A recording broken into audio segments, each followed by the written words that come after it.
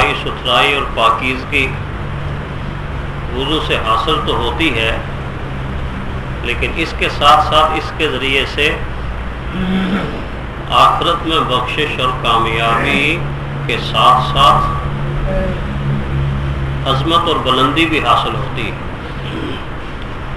تو گویا دنیا کا یہ فائدہ کہ انسان جسم کے اعتبار سے پاک صاف ستھرا نفیس ہوتا ہے، آخرت میں اس کا فائدہ یہ ہے کہ یہ گناہوں کی بخشش کا سبب بھی بنتا ہے اور آخرت میں درجات کی بلندی کا سبب بھی بنتا ہے، اور سب سے بڑی بات یہ کہ اللہ کی رضا حاصل کرنے کا ذریعہ بھی بنتا ہے۔ تو کتنا بڑا فائدہ ہے وضو میں۔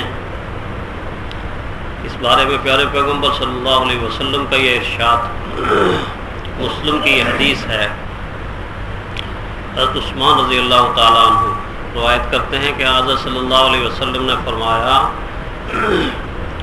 جو مسلمان آدمی جب اس کے پاس فرض نماز کا وقت ہو جاتا ہے وہ اچھی طرح وضو کرتا ہے اور عاجزی سے نماز پڑھتا ہے اور رکوع کرتا ہے، تو وہ نماز اس کے پہلے گناہوں کا کفارہ بن جاتی ہے جب تک کہ وہ کسی کبیرہ گناہ کا ارتکاب نہ کرے، یعنی صغیرہ گناہ معاف ہو جاتے۔ حضرت ابو ہریرہ رضی اللہ تعالیٰ عنہ سے روایت ہے کہ حضرت صلی اللہ علیہ وسلم کا فرمان ہے، میری امت کے لوگ یعنی قیامت کے دن سفید پیشانی اور سفید ہاتھ اور پاؤں والے ہوں گے، یعنی وضو کے آثار سے ان کے ہاتھ، ان کے پاؤں اور ان کی پیشانیاں اور چہرے نور سے چمکتے ہوئے ہوں گے، سفید ہوں گے۔ اس سے پہچانا جائے گا کہ یہ پیارے پیغمبر صلی اللہ علیہ وسلم کا امتی ہے۔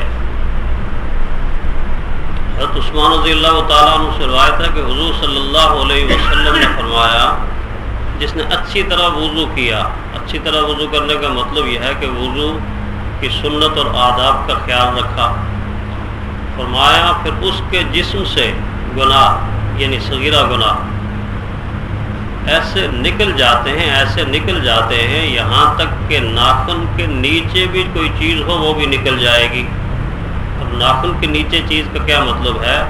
اس کا مطلب یہ ہے کہ جب انسان کسی گناہ کا ارتکاب کرتا ہے تو وہ گناہ دھوئیں کی صورت میں ہوتا ہے، دھواں نہیں نکلتا۔ اب دھوئیں کے اندر انسان کھڑا ہوا ہو، بھٹی کے اوپر کھڑا ہوا ہو، تو انسان کے جسم کا کوئی حصہ بھی ایسا نہیں جو متاثر نہ ہو رہا، ایڑی سے لے کے چوٹی تک بدن میں دھواں ہی دھواں ہو جائے گا، چہرہ، ہاتھ، سر، بال، کھال، سارے کے ساری چیزیں متاثر ہوتی۔ بالکل اسی طرح جب گناہ کا انسان ارتکاب کرتا ہے تو گناہ کی نحوست اور گناہ کا اندھیرا اور گناہ کا برا اثر اس کے پورے وجود کے اوپر پڑتا ہے، سب سے زیادہ دل کے اوپر پڑتا ہے، دل پر داغ لگ جاتا ہے اور اس داغ کا اثر پورے وجود سے ظاہر ہوتا ہے۔ تو اس طرف اشارہ فرما دیا کہ ایسے گناہ کے جو بالکل جسم کے ان حصوں کے اندر ہیں کہ جو حصے ظاہر میں دھونے سے بظاہر دھلتے نہیں، وہاں سے بھی اللہ تعالیٰ گناہ گویا وضو کی صورت میں معاف کر دیتا ہے۔ حضرت ابو ہریرہ رضی اللہ تعالیٰ عنہ سے روایت ہے، کہتے ہیں کہ حضور صلی اللہ علیہ وسلم میں تمہیں بتاؤں وہ چیز جس کے ساتھ اللہ تعالیٰ خطاؤں کو مٹا دیتا ہے اور درجات کو بلند کرتا ہے۔ لوگوں نے عرض کیا اللہ کے نبی ضرور بتائیے۔ فرمایا وضو کو کامل بنانا اور تکالیف کو برداشت کرتے ہوئے کثرت سے مسجد کی طرف آنا یہ گناہوں کو مٹا دیتا ہے، اور اس آدمی کے بارے میں فرمایا یہ ایسا ہے جیسا مجاہد فی سبیل اللہ کی راہ میں نکلنے والا۔ تو وضو طہارت کا بہت بڑا ذریعہ ہے اور آخرت میں بخشش کا بہت بڑا ذریعہ۔ اب مسائل کی طرف ہم آ رہے ہیں جو اصل مقصد ہے اس درس کا، اور مسائل کا سیکھنا انتہائی ضروری ہے۔ 4 چیزیں وہ ہیں جو قرآن حکیم نے ضروری قرار دی ہیں۔ وضو کے اندر 4 چیزیں ضروری قرار دی، سورہ مائدہ کی آیت یا ایھا الذین آمنوا اذا قمتم الی الصلاۃ فاغسلوا وجوہکم وایدیکم الی المرافق وامسحوا برؤوسکم وارجلکم الی الکعبین۔ اے ایمان والو، جب تم ارادہ کرو نماز کی طرف کھڑے ہونے کا تو تمہاری طہارت اگر نہ ہو تو اپنے ہاتھوں کو، اپنے منہ کو اور ہاتھوں کو کونیوں تک اور اسی طرح اپنے منہ کو، اپنے چہرے کو دھو لو اور سروں کا مسح کرو اور اپنے پاؤں کو ٹخنوں تک دھو لو۔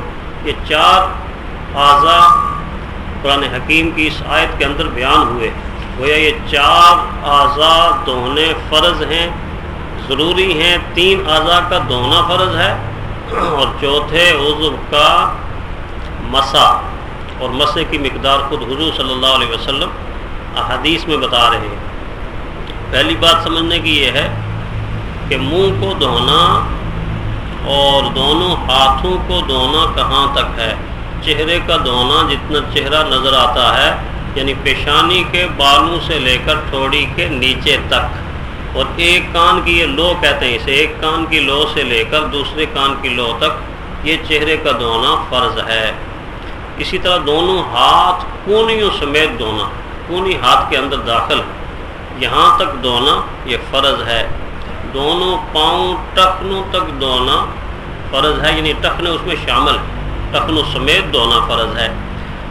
اور رہا سر کا مسح، تو سر کا پورا مسح کرنا یہ سنت ہے، فرض نہیں ہے۔ اور کتنا حصہ سر کا مسح ہو جائے تو ہو جائے گا، یہ پیشانی کے اوپر جو بال ہیں تھوڑے سے، یعنی سر کے اگر 4 حصے کر دیے جائیں تو چوتھا حصہ سر کا مسح کرنا یہ فرض ہے۔ اب سوال یہ پیدا ہوتا ہے کہ اس آیت میں تو وامسحوا برؤوسکم، اپنے سروں کا مسح کرو، اس میں تو چوتھا حصہ ذکر ہی نہیں کیا۔ یہیں سے بعض دفعہ عام پڑھے لکھے آدمی کو بھی غلطی لگتی ہے کہ وہ قرآن حکیم کی آیت کے الفاظ تو دیکھ رہا ہوتا ہے لیکن نبی کریم صلی اللہ علیہ وسلم کا عمل نہیں دیکھ رہا ہوتا۔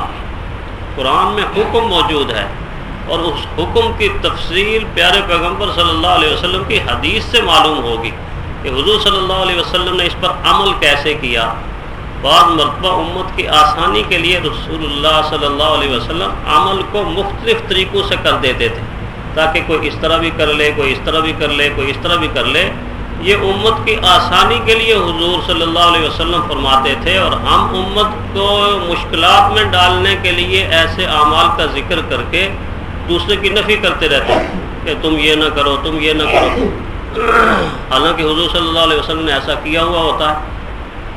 تو حضور صلی اللہ علیہ وسلم کا کسی عمل کو مختلف انداز سے ادا کرنا یہ امت پر ترس کھانا ہے، امت پر رحم کھانا ہے، دین کو وسعت دینا ہے، نہ یہ کہ اس عمل کو لے کے ہم محاذ کھڑا کر لیں اور یہ کہیں نہیں یوں تو ہوتا ہے، ایسے تو ہوتا ہے، ایسے نہیں ہوتا۔ دیکھ لیجئے رحمت کائنات صلی اللہ علیہ وسلم نے اس آیت کی جو اپنے عمل سے تفسیر کی وہ کیسے کی۔ حضرت مغیرہ بن شعبہ رضی اللہ تعالیٰ عنہ بیان کرتے ہیں، مسلم شریف کی حدیث ہے کہ حضور صلی اللہ علیہ وسلم نے ایک مرتبہ وضو کیا اور ناسیہ کا مسح کیا۔ ناسیہ کسے کہتے ہیں؟ ناسیہ یہ پیشانی کے اوپر والے حصے کو ناسیہ کہتے ہیں۔ تو یہ گویا کہ حضور صلی اللہ علیہ وسلم نے امت کے لیے یہ آسانی پیدا کر دی، اگر وہ اتنا بھی یوں بھی کر دے گا تو اس کا فرض ادا ہو جائے گا، اس کا وضو ہو جائے گا، تو یہ آسانی پیدا کی۔ اسی طرح دوسری حدیث بھی ابو داؤد کی حدیث ہے، حضرت انس بن مالک رضی اللہ تعالیٰ عنہ روایت کرتے ہیں، انہوں نے کہا کہ میں نے رسول اللہ صلی اللہ علیہ وسلم کو وضو کرتے ہوئے دیکھا، آپ نے سر کے اگلے حصے کا مسح کیا۔ تو ہو گیا اگلے حصے کا مسح بھی ہو جائے تو وضو ہو جائے گا، ہاں پورے سر کا جو مسح کرتا ہے بہت اچھا، یہ سنت ٹھہرے گا اور یہ فرض ٹھہرے گا۔ تو اس طرح ان ایسی آیات کے جن آیات کے اندر حکم موجود ہو اس کی تفصیل حضور صلی اللہ علیہ وسلم کے عمل سے اور حضور صلی اللہ علیہ وسلم کے قول سے لے لینی چاہیے۔ اب 2 مسئلے بتا رہے ہیں۔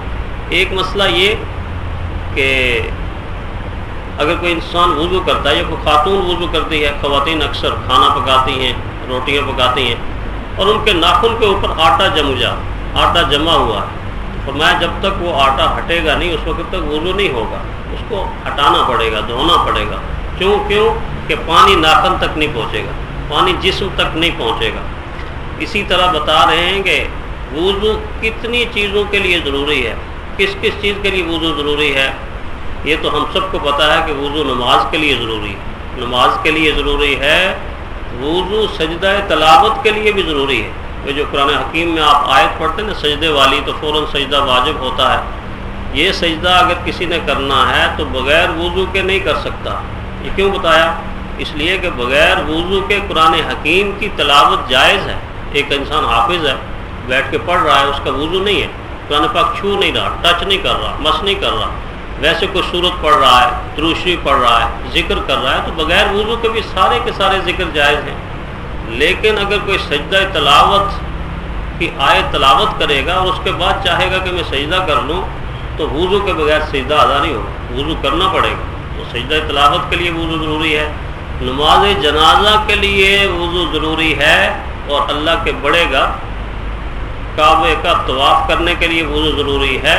اور اسی طرح جیسے میں نے عرض کیا، قرآن حکیم کو چھونا ہو، ٹچ کرنا ہو، مس کرنا ہو، اٹھانا ہو، تو اس کے لیے بھی وضو ضروری ہے۔